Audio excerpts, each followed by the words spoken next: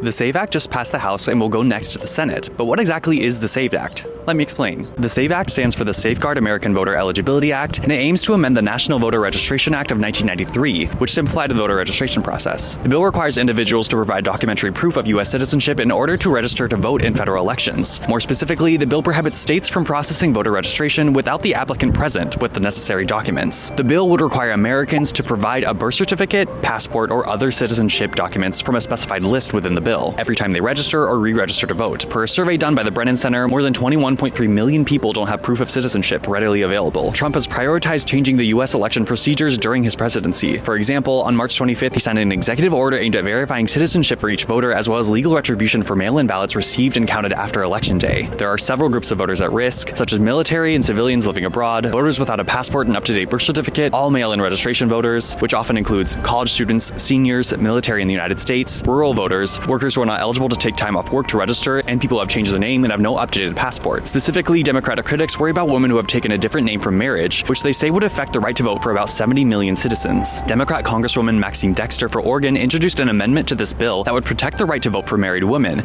but the amendment did not pass after Republican opposition. Today, I introduced an amendment that would have stopped this bill from being implemented unless we could just certify that no eligible married woman would be denied the right to vote. That should go without saying. Republicans blocked it. Republican Representative Brian Stile of Wisconsin said, "We should be making sure that only U.S. citizens are voting in U.S. elections." Non-citizen voting is extremely rare, according to data provided by the Brennan Center in 2016. This data followed Trump's election, where he won the presidency, but Hillary won the popular vote. He made a comment to a group of senators that non-citizens had been driven in buses by the thousands from Massachusetts to New Hampshire. In reaction to these claims, the Brennan Center reached out to election organizers and administrators, representing 42 jurisdictions in 12 states. Amongst a pool of 23.5 million votes cast, officials found about 30 potential cases of non-citizens voting. Republicans have previously attempted to pass the bill earlier in 2024 when they did not have a majority in the Senate. In light of the new legislative session with Republicans narrowly in control of the Senate, there's a likelihood that the bill could pass. What do you think about the SAVE Act? Let us know in the comments.